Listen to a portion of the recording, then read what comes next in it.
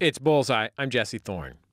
My guests this week are the two members of a band that I love so deeply, I once sent a check in the mail to a theater company to buy their T-shirt.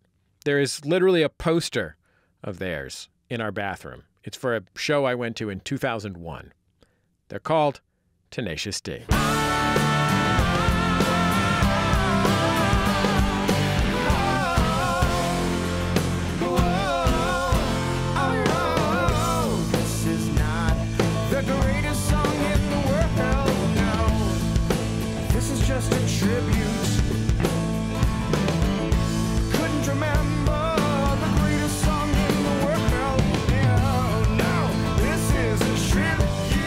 They don't need much more introduction than that. Kyle Gass and Jack Black have been together making music for over 2 decades now. Even while Jack has become, an actual movie star, the band has put out 4 records. They had a TV show, a feature-length film, and now they're back with a new album and animated series. It's called Post-Apocalypto. The first episode for the animated series just dropped. It tells the story of Jack and Kyle, JB and Rage Cage. They survived the apocalypse. The world is very weird now. There are monsters everywhere, and they're on the mission to change planet Earth back to the way it was before. Every character is voiced by Kyle and Jack. The animation was drawn by Jack himself. It's silly, it's stupid, it is very funny, and the songs they recorded to accompany the show drop as an album in November. Here's a bit of the beginning of the series. This doesn't need much setup. The band sees an explosion in the sky. The world is about to end, so they hide, of course, in a refrigerator. Did you feel that shadow? Yeah. Whoa, look up there! Oh, God! It's a bomber jet! It's dropping something! Run! Okay. There! There's one of those old-fashioned refrigerators. Get in there. Dude, these are hard to get out of, though. Whoa! Oh, dude, your elbows hit my spleen. Jack Black, Kyle Gass, Rage Cage, Jables. Welcome to Bullseye. What a joy it is to have you on the program. Why did you cut my line out of that clip? Man, I knew that was coming. I didn't cut the clip. Blame Kevin Ferguson, my producer. Kevin? He probably cut your line out of there. In the interest of time, I'm sure, Cage, that they had to make a couple trims. But yeah, he had to trim one of your... It seemed like it was... If it was actually trimmed, I am impressed at the number of efforts that they left in. Look at Kevin. It's just practically gleeful back there. Yeah, that's what I do. The truth is, I was hearing spaces that should be trimmed. Is it a little long in this section? We can't take off the editor cap. We Between just keep when we hearing see cuts. the bomber jet is dropping the bomb and saying, run! It's like, why is it taking so... As soon as you realize there's a bomb, just run. Yeah, that's true. Yeah. It's not too late. We can still make nips and tucks and tweaks. That's the great thing about the DIY production, is that it's all us. So we can do whatever the hell we want. Apparently, E-A-O-U-A-U-A-E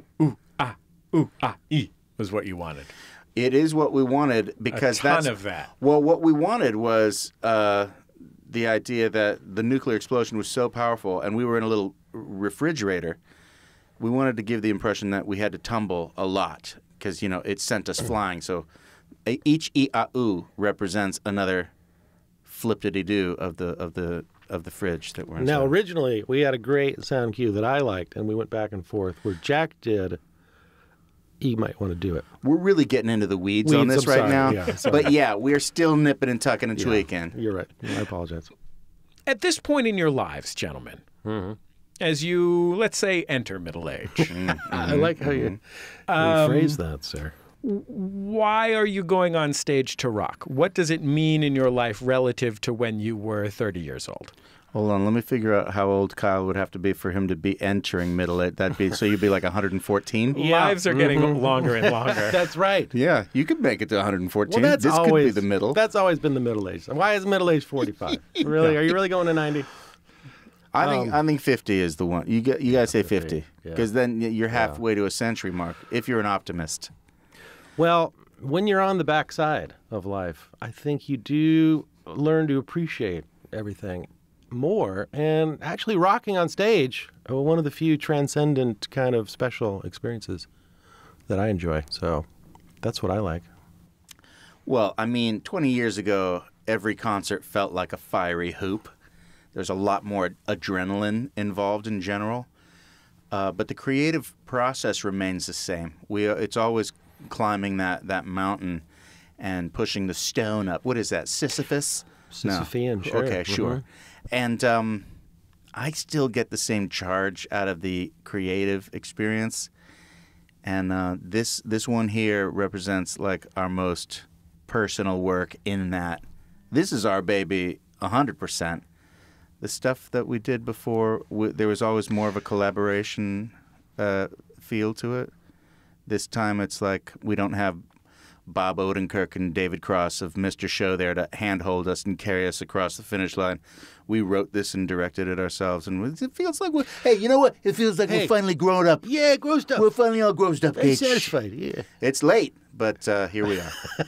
I have to say that the image that I have of you guys on stage is in some ways fixed by like the first times that I saw you on stage, you know, at whatever, the Great American Music Hall in San Francisco or whatever. You saw that one? Wow, that's a good show. And That's a good show. or on your original television show that was, you know, the premise of it was that your audience was pathetic. Yeah. That you were pathetic, performing for a pathetically small audience. You know what? But we never put nobody in the crowd. You noticed there was there was always a few people when they were a genuine smattering of applause. Yeah, that's what we wanted. I was reading about your career and realized that you have literally played shows for 85,000 people. And that was like almost alarming to me. You know what's more alarming is that it's almost feels normal now to do that because we've done it so many times. Yeah, but in fairness, they came to see Metallica. Yeah. That one we were on right before Metallica. I don't know that we could have pulled that crowd, but I felt like we had won over at least 72% of them by the end of that set. That was a good day. I personally would be terrified to go on stage we're before terrified. Metallica to do something funny. Oh, we are. That was, don't get it wrong. It was it's always a little bit. There's a fight or flight reflex that takes over right before it's time to go on stage, and me and Kyle look to each other with terror in our eyes. Go, loophole? We look for a loophole. Is there some way that this could be canceled? We would actually be relieved. But then we get out there and experience a powerful rush that's similar to some kind of spiritual or drug-related experience. One time we did actually have a real loophole. Do you remember in Germany? There was a lightning storm. We were doing storm. a festival, and we were just about to go on. But lightning's, serious business. And stage manager, nope, stop. Stop. He was German. I don't know how you say that. But 9. At 9. And then all of a sudden we were in a little room for a long time. Well, We ended up going out and playing. Yeah. We ended up playing the show. That doesn't count as a loophole. We had to play the show. You're right. I read about one of those giant shows where you woke up the morning of, Kyle, with a palsy. Yeah, I didn't know what it was, so I thought I was having a stroke, and it was very terrifying. Our biggest show of our career, and I wake up with some mystery disease where half my face is paralyzed, and I feel like, I'm having a stroke or I'm turned into Sly Stallone, either one. It was terrifying because we didn't know at that point if it was spinal meningitis or just a simple Bell's palsy. I didn't even know what Bell's palsy was. But whatever it was, we had the show must go on. We go did on. go on. Yeah. But if you go back and look at set footage, Cage definitely, half of his face is definitely not happy to be there. Part of the affliction of this thing, which I didn't know about, was that you couldn't close your eardrum or something. So the loud sound was just, and I thought, you guys, something's wrong. We're too loud. And then I realized, it's me. And It's then, my weird Bell's palsy. It's my Bell's palsy that I don't know what it is yet. It sounded too loud in your ear hole. How weird is it that my mom watched the stream and called me the next day, is there something wrong with your face? That's a mom for you. She's watching all the details. That's just awesome. Yeah. That's a mom who's pretty cool. watching every opportunity that she had. Yeah. That's cool that she could. Yeah. across the world watching her boy perform in front of 100,000 people. Yeah. I'm going to upgrade it to 100,000. Yeah. I know you said 89 or whatever, Yeah, but let's go 100, 6 figures. Clean. In radio, you're Clean not supposed Honda. to go past 2 digits, so 100,000 clean is where you want to be, because otherwise it confuses people. How many people were at Trump's inauguration? Wasn't there 100,000 there? It was the largest ever seat. Yeah. The two of you met as actors, right? That's Stage actors? Yeah. Who saw who first? What do you guys remember about We just, the other? we just went over that. I definitely was in the audience. I was in the audience watching Kyle. Kyle was in the Actors Gang Theater Company. This is a Los Angeles theater company founded by Tim Robbins. Yes. And a bunch of other people that came out of the UCLA theater department in the 80s.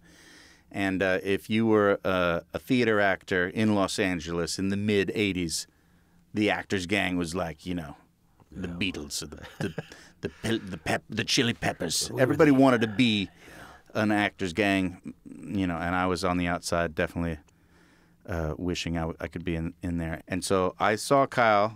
He probably saw me but doesn't remember, like backstage just going, you guys are the best. And then later on when I got in to the Actors Gang, I had small roles and we started hanging out a little bit and we went to the Edinburgh Theatre Festival and he kind of started to slowly warm to me. It took a while. He was pretty mean and like ornery, but eventually he did allow me under his wing, where I nestled and learned at the feet of the master. Well, I'm 9 years older than Jack, so when you're like 20 and 30, you know, roughly, that's a big kind of gap. It's a big gap, but yeah, I was kind of jealous. Jack was sort of had a legend brewing even before. It was like, who is this guy? He's so funny and he's a great singer and this, that, and the other. I'm like, well, who is this guy? Well, I'm gonna meet this guy. That's right, because the first show I did was the big show, and I came in with like a batch of songs that I presented to Mike Schlitt. I was like, these could be good if you want to use them in the... And then he did use them, and you bristled. You were like, what? I'm the music guy. It was it was a classic, though, really. Can't beat him, join him. I think I wanted to beat you at first, and then like I couldn't. I have to join you. We joined forces. Yeah, that was it. There's a lot of energy in Jack. He's got a lot of energy. He brings a lot to the table in that does. department. He does. It came with a bit of desperation, though. That's the thing. Yeah, early on, you were very eager to please. Yeah. And you were auditioning a lot. But still, it was pretty obvious there was a talent. I mailed a check to the Actors Gang What once to get a Tenacious D T-shirt. Oh my God, did it work? Yeah, it totally worked. Oh, nice. This was like before when you bought something on the internet. Yeah. You couldn't give them the money over the internet. Oh my God! It was like I filled out a web form and then had to mail in a check. Oh, that's man. got to be the original classic tarot card design. Yeah, that was the Yeah, one. they don't make those Dude, I anymore. wish White I on had black. one of those. You still have it? No, sold it on eBay. Dang. Yeah, sorry guys. How much? I don't wear that many T-shirts. I think I got $40 or $50 for it. Dang. Yeah. Admitted to it. I'm glad it was over $20. I was going to be bummed if it was bargain My basement. body has changed in I the see. years since. That's why. Hey, you look in fine shape, sir. Thank you, Kyle. That's very kind of you. So, what was your relationship like, Kyle? I'm looking at you because you were the grown-up. I here. was the grown-up. Our relationship was, it definitely was kind of a big bro, I think, at first. Jack was just such a unusual, interesting. He just wasn't like you and I. He had a very kind of, I would say, kind of an alternate upbringing, sort of more of an open, which I think tended to facilitate Jack's creativity, but not like me, not like a great student, so to be. So I think we bonded on the music and acting and creativity and all that sort of stuff. And yeah, it was very satisfying. I get the impression, Jack, that you were a genuinely disastrous student. I was not good at book learning.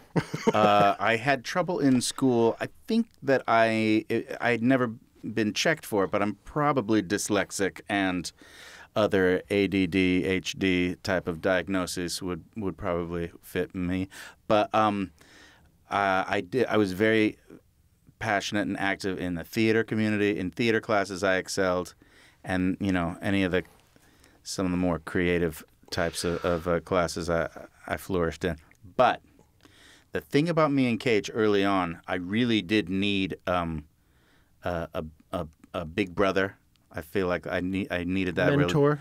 And also, I needed a mentor. I needed someone to teach me. I needed him to teach me his ways around the guitar and the music, but really just emotionally too. There was a real emotional. Yeah, you didn't have all that, I think. But there was, along with that love and the good times, the companionship. There was also a very fiery thing of competitive. Well, there's a competitive rage that it actually came to blows. Yeah. One time. Yeah. Because you enjoyed teasing me and taunting me. Yes, I did. And I think that you learned that from your big brothers, who teased and taunted you, and you needed someone to torture in the same way. And you had me. I was vulnerable because I needed you so much, and you knew you could torture me. And you made fun of my brain size being smaller than yours because you were able to beat me in chess. And I got so explosively angry. I didn't know how to process that because I didn't have a big brother. And I just punched you as hard as I could. That was a tough, but not in the face though. No, not in the face. It was a brotherly punch. But there's something about our thing. I mean, I think we really were, and still maybe are, essentially actors. And even at the time, we didn't come from we had bands in school and stuff. So we kind of had to figure it out. I remember going to our gigs and we had these little amps, and we didn't really know how to do anything. Yeah. I mean, we could barely play. No, but we wanted it so badly. We wanted that rock. We wanted that taste of and so I think the rock attitude, stardom. The attitude kind of substituted for chops and stuff. And there's a false bravado where we're like, anyone can do it. It's simple. All you have to do is 1, 2, and taking on that role of the person who's going to teach the world how to rock. Yeah. Made it possible for us to rock. I think the comedy made it possible. I think. That's what it was. It was the portal. Yeah, because the first song we wrote, no one has ever heard and no one will ever hear because it's too painful. Because we were trying to be serious songwriters, and what was it called? It was about heartbreak, and I think it was called "At One Time I Could Advise." I don't think it has a name. Is that it? At one time I could advise, but now I'm lost in my own pain. The habits had captured me, and now I feel the rain. So easy to... you don't remember the chords. I just got one chord wrong. But it was about a painful breakup I had in college. I think there's something really embarrassing about singing about your actual feelings and that sort of singer-songwriter that never seemed to jibe. No. That's not us. We gotta be a little funny. I had a friend in college who was a pretty standard nerd, wonderful guy. And one year, I'm going to say it was my sophomore year, his junior year, he just appeared with this album that he had written and recorded in his dorm room. Nobody knew. Nobody knew. I mean, I knew he had a guitar. Yeah. That's what I knew. I knew he had a guitar. And it was quite good. And he had just one day decided essentially to be shameless. You know, like that there is this idea. It's very much easier to not record a heartfelt record in your dorm room and then share it with people and recruit a band and play shows. Yeah. I remember just being awed by that. I'm kind of awed by it. I don't even know the guy. That's a lot to do from scratch. I mean, when I think about my favorite songwriters, I do think of the raw, emotive, honest people like, your Elliott Smiths, your Nick Drakes. These are the songwriters that really pull at my soul, at my heartstrings. I think once in a while. I mean, like the Ballad of even it might be funny, but I think we do kind of go deep. We go real. We go back. We go down to the source of who we are. But yeah, there's always a bit of comedy wink. It makes it just okay. Yeah, we need it. We can't let it go. Yeah, I think I've made peace with that. I don't mind at all. I love that the road we've chosen. I do too. It's a fun road. In fact, even in my side projects, they end up being kind of funny-ish. It just seems like why? Well, not? because there's also a great tradition of rockers that have a good sense of humor, like, you know, Diamond Dave. Yeah. Dude's just funny. He is Those funny. songs are fun. AC/DC, early AC/DC especially. Yeah. Well, I mean, one of the things that Tenacious D's music is kind of in dialogue with is the ridiculousness of big rock music. And one of the things that is great about Tenacious D is that it has never been mockery of the ridiculousness of big rock music, but celebration of the ridiculousness of big rock music. I think you've stumbled on a very important concept. Yeah, I think you can't really not like your subject. Well, yeah. Then it becomes something else. Yeah. Then you really, I don't know. Then it becomes Parody? there. You go. Yeah. But yeah, we celebrate. We do make fun of Satan, though. Satan in music is just absurd and ridiculous and hilarious. Yeah. And we've had a lot of fun with that over the years. Yeah. But there is also something great about Satan. He's powerful. Jack, we were talking about your aspirations to performance when you were a kid, and I do have a clip of you in a television commercial in 1982. Oh my God! I think I know what it is. This is a commercial for Pitfall for the Pitfall? Atari Yeah. 2600, That's I my think you're first Pitfall job. Harry. Yeah. starring Pitfall Jack Harry. Black. Let's This hear goes it. before we ever met, Cage. Just last night, I was lost in the jungle with Pitfall Harry, surrounded by giant scorpions and man-eating crocodiles. Well, Harry and I just grabbed the van, swung through the trees, and over the tar pits and found the jungle treasure. It was really neat. If you haven't met Pitfall Harry, you're missing the year's most incredible video game adventure. Pitfall for the Atari 2600 and in television. Tell the funny story, Jack. Tell the funny story when you went to school. What are you saying?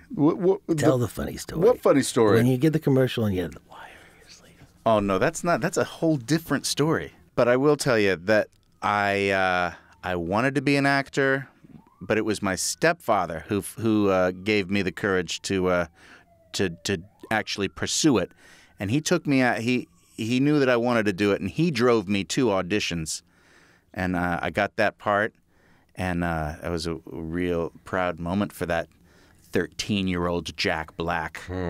My first real gig, my first paid gig. But you were when I off went and to running. school, I went to school. I was so stoked to be able to go to school, and like some kids, I saw you on TV. Thank you. I was a celebrity for like. It lasted for a couple weeks where I had some superhuman powers, but then I went back to being the dweeb that nobody cared about. I was like, how quickly? Because I think I What made a an deal interesting- with the Lord that Yeah. if I could just be in one thing that people would see on television, I would devote my entire life to. That's an interesting thing, though, to have that experience of kind of celebrity that early, Yeah. and then it's like you're on top, and then You realize cares really quickly how that it's transient. not. It's not enough. it's not- never enough. You never get there. I know. Maybe it's the journey. Yeah. Eh. It's the destination, right? That's what the wise men say. Yeah. Growing up in Southern California, Jack, did show business seem like a real job that people could have to you? Well, yeah, I definitely felt the close proximity to the magic, beating heart of the entertainment industry, the mecca of entertainment in the known universe. You could feel it. Even Hermosa Beach, we were only, Stone's throw. yeah, half hour away from the magic. Driver 5-iron. And yeah, I think that had something to do with my life's trajectory. Yeah. Jinx. Did show business seem real to you when you were a kid, Kyle? Showbiz, I would look in the mirror. I was classic, looking in the mirror at 6 years old and thinking I'm going to be famous someday and just how am I going to do it? And I also realized that I couldn't ever do a normal job. I was not capable of thinking that way.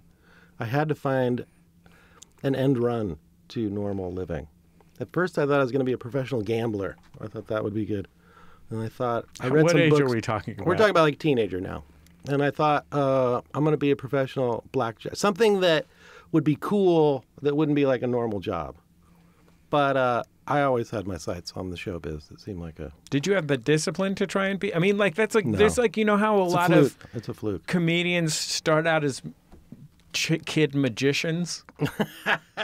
Right. And it's because all they want is for people to pay attention to them on their terms.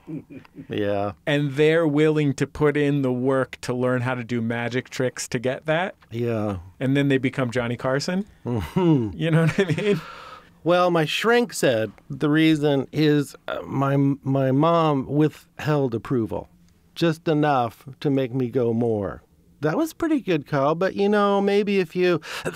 And I would just, okay, I'll show you. I'm going to be extra of something. And I think that contributed. I also remember my mom freaking out about somebody, a friend of a friend who was on a TV show, like a guest star on a Kojak or some... And she thought that was the greatest thing. I thought, and even back then I go, Mom, he's a guest star one time on a show. That's nothing. I'll show you. You want special? I'll give you special. And it's, so basically, yeah, my whole career is just trying to get approval from my parents. Kyle, I was really excited to see you on Brooklyn Nine-Nine recently. Thank you. That was really fun. You're welcome. I just want you to know, I don't know if I have any of those parental vibes for you. No. Oh, thank you. Well, look for me on... I approve of you. Look for me on Speechless. Okay. Season premiere. Great. What's your mom's favorite show that she watches? You should try to get on whatever that is. Have you auditioned for Blue Bloods? I could be the meth head in Law and Order. Oh, man. That one, man. Just knock out a few teeth and see how it goes. Get in there. Oh, yeah. Call your agent. Get in a dish. That's kind of it stays in line with the Kojak theme. That was Kojak, right? That Yeah. She's still kind of watching Kojak in a way. She is, with Law and really. Order. She likes that crime. Did you guys know what Tenacious D was like early on in doing Tenacious D? I mean, here's the thing. Aside from the friendship and the mentorship that was happening there was also, I felt early on that there was a chemistry there. That just the idea in my mind of me and Kyle going on stage, because it was inevitable that we were going to go on stage at some point soon and perform our act, whatever it was going to be. And I had a feeling in my bones that the two of us together, just the image of his face and my face up on stage together, that there was something undeniably hilarious about it. Wow. Something funny and wrong and wonderful. Man, I did not see that. You didn't see that? I felt it in my buns. Well, we didn't even perform proper, like in a club or like for 4 years. We performed with the Actors Gang Right. at a coffee house on Highland. It's no longer there. Highland Grounds. Highland Grounds, yeah. And we named ourselves on our first concert there. It wasn't a concert. It was like we were part of a variety show. Yeah. And we got like our 5-minute slot in that show. And we named ourselves. And part of our slot was naming the band. And we gave the audience a multiple choice. And one of them was Gorgazon's Mischief. Another one was Pets or Meat, based on the amazing documentary by Michael Moore. And Responsive Chord. Responsive Chord. But that was good. And then Balboa's Biblical Tales. Balboa's Biblical Theater and Tenacious D. And in the audience, who was in the audience that day? Prophetic. It was, tell him, Cage. Harry Shearer. Thank you. Harry Shearer of Spinal Tap. Was in Highland Grounds, and he voted. He voted for Pets or Meat because I think he's just pals with Michael Moore. But the fact that he was there was a sign from the metal gods that we were on the right track, and we were anointed. I think even more important and strange was our very first gig at Al's Bar. We opened for band. We had one song. There was about 10 people there. Tribute. We played Tribute. Who'd never really, played in a club or bar. And one of those, 8 people out there was David Cross. Yeah. And then he invited us to basically... open for open, Mr. and then Show. the rest is whatever. Yeah. I really just want to play you guys in Biodome. Yeah. Yeah, sure. I think this was like your debut national appearance was in the beloved comedy classic Biodome. Can someone please explain how drinking beer and playing hacky sack can help improve the environment? It's all about raising consciousness. Ow! Hey, you just can't stand up and preach about it. Let me, open up your chakras, Monique. No thanks, Siddhartha. 50 meters to save some trees. We just want to save some trees. Don't say we didn't save some freaking trees! Party at Biodome? All right, let's go! Bud and Doyle are having a party at the Biodome? That's crazy. What are they thinking? How? Wait a minute, what about our party? Won't be Parker. Going to Biodome. Thanks for the back rub.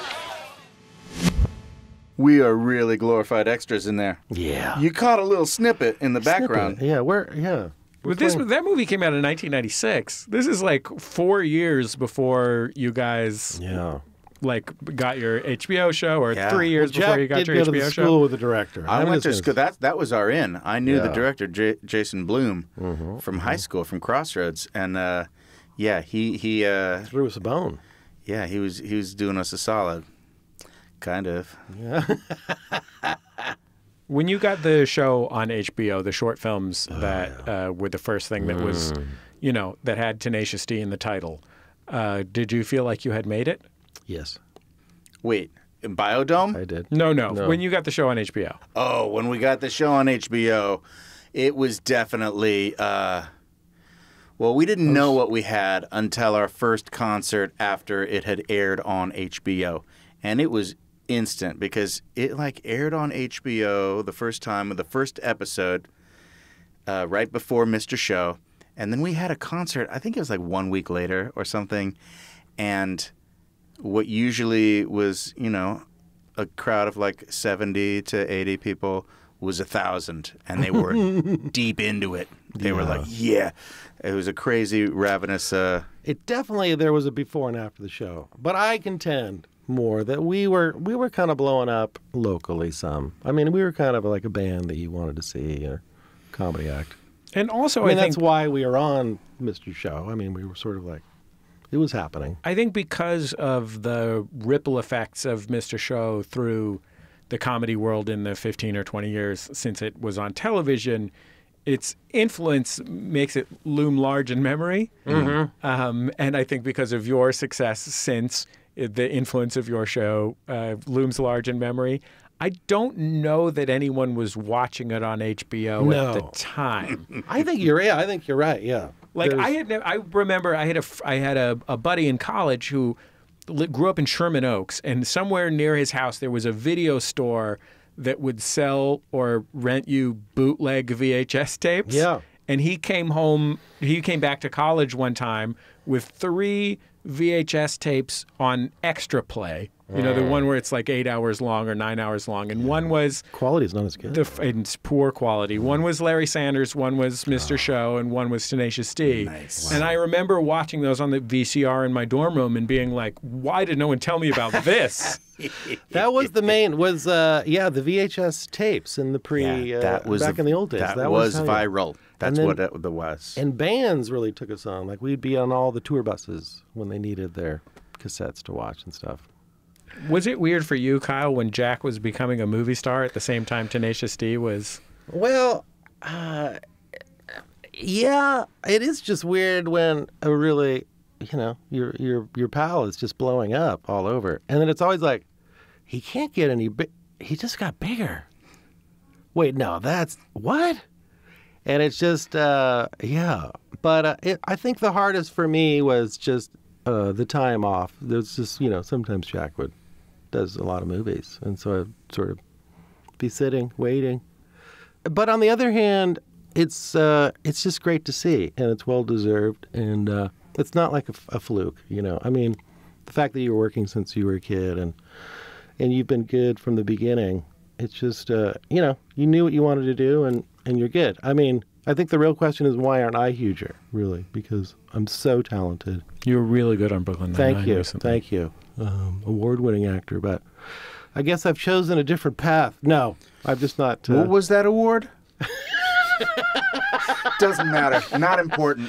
Oh, it was just an indie, Apartment 212, a little indie film. That was the name of the film. Yeah. But what was the name of the award? I think it was the Ponchki Award. Well deserved. Well deserved. Thank you. Did you feel like Jack becoming a movie star was part of your plan or dream? I mean, I always had dreams of, making it in the biz. But I was thinking more, like career character actor. This is definitely beyond what I was thinking. But,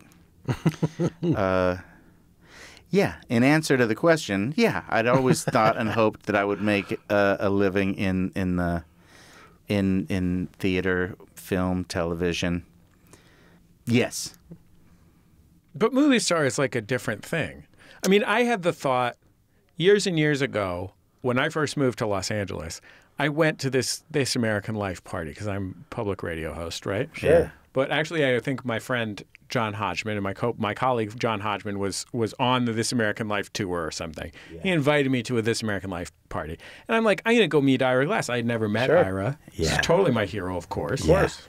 And I'm like, and I did meet him. He was super nice to me, much nicer than he needed to be. But like my wife and I walked in and somebody that I had never met said, "Oh, have you met Jack Black?"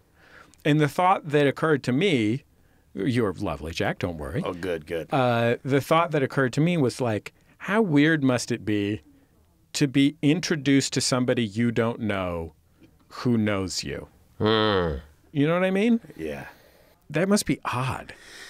Yeah, it's one of the weird things that goes along with the gig is the fact that people have you at a disadvantage all the time. You know me, and I don't know you, and but there is a small part of me that was the goal too. Is just to be known, and that it comes from an insecurity, like Kyle was saying before. It always comes with a little flaw in your character that you need that. It's I always thought it was I need more love. Yeah. I just need it. Love. It's just always a little inadequate that way. And it's just I need everybody to love me. It's kind of it's a whole. It's not right. You should be happy with yourself. I've had actors come on this show who have told me with all sincerity, and I believed them, that when they try and get a part and don't get it, it's fine because their job is acting, and they went and they did their job and they understood that it was not a fit. Yeah. When they auditioned and that they didn't get a part or whatever was fine. Yeah. I know that I couldn't ever see it that way. Oh, the way. rejection? You couldn't? Not in a million years. Oh. Yeah. I couldn't. Well, there's some weird perverse, though, because I hate rejection probably, and then you go in to be an actor. It's a weird, it's almost perverted. Yeah. Like, why would you go into that line of work? And it's painful. It is painful. But I think you haven't had to audition in a long time. It's been a while since I've had a good, I haven't had auditions for many years, but I enjoyed the process. I think it's one of the secrets of your success is that early on you crack the code that an audition is really a performance. Yeah. And I'm going to give you everything I got and leave it all in here. And when, Jack does that, it's probably pretty. And when you go crazy and climb the walls and improv.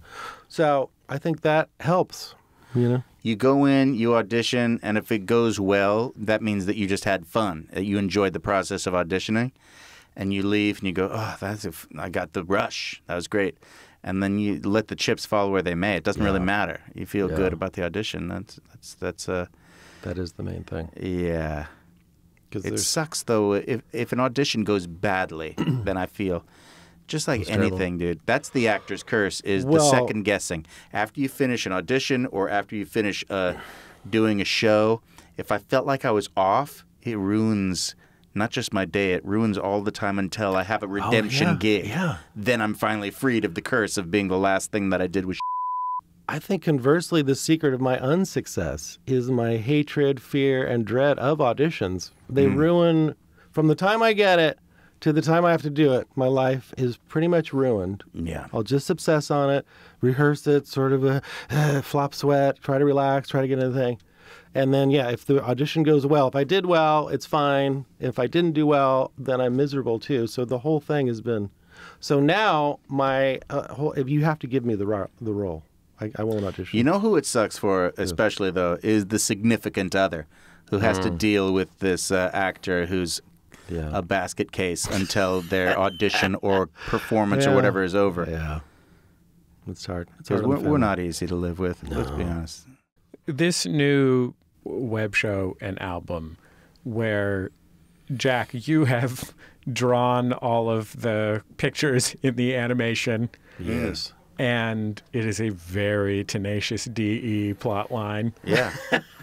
Did you watch it? Yeah, I you totally saw did. it. Yeah, it was a hoot. First time you mentioned Good. it. Thank you. I hope you liked it. It feels like you guys saying, rather than trying to please everyone / perhaps even be successful on others' terms, that like you have gotten to a point in your life where you're just going to do this thing that you love in exactly the way you want to. Well, I mean, when we first started off, we were like, let's just do a little animatic, a little sample, and then we'll shop it around to your Netflix, your Amazon, your HBO. Yeah, it was a pitch. Someone will scoop it up and pay for this thing to be animated properly. And do all the hard work. And nobody did, even though we had made what we thought was a little nugget masterpiece. I was like, are you kidding me? Nobody wants the Tenacious D series, animated series. Okay. You know what, though? We love this so far. We're just going to go ahead and make it just like this. It's animatic, sort of half-baked. And we were thinking we're just going to do like 6 mini 10-minute webisodes for YouTube. I think we started at 10. But then, but we ended up at 6. But once we finished, we're like, this is like a movie. This plays as a movie. And when we played it for friends and family at Kyle's birthday. And let me tell you, I know they're friends and family, but did we get a nice it was a response. Nice response. And it felt like some of our best It did feel very pure, though. Yeah, there was no notes from the network. No, it was just the three of us in a little room like this. When you say the three of us, you mean me, you, and John Spiker. John Spiker, our producer extraordinaire. Yeah. I thought you guys were going to say, you, me, and don't forget about Tenacious D. Oh, my God, you're so right. Don't forget. But, we were going to do a different album. We had a plan to do a different concept album, but we looked at each other when it was time to get down to business, and we're like, this is not the album for our time. We actually have to do the post-apocalyptic concept rock opera because of these times demand it. And that's what we did. Oh, I think that means we're wrapping. Oh, my God. Are they playing us off? Yeah. That's so weird. Kyle Gass, Jack Black, Tenacious D, thank you so much for being on Bullseye. What a joy to have you on the show. Great to be here. Thanks for having us. Great to have us. Tenacious D, folks. Post-Apocalypto, the animated series, is available to stream now on YouTube. The soundtrack drops early next month. They're also kicking off a huge tour all over North America. We'll have links to dates on the Bullseye page at MaximumFun.org.